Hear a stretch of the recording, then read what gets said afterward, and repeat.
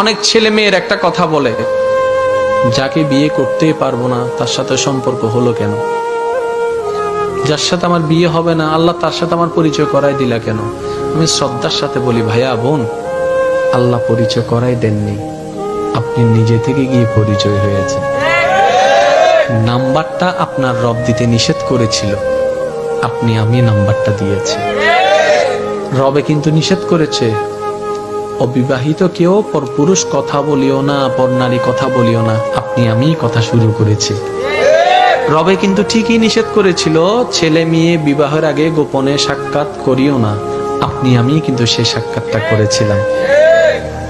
তো রব না করেছে, আমরা হাঁ করেছি।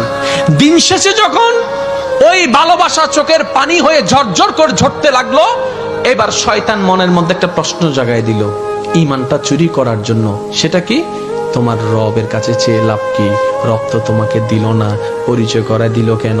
তোমাকে তো দিল না। এই সমস্ত চিন্তা আনে কেন?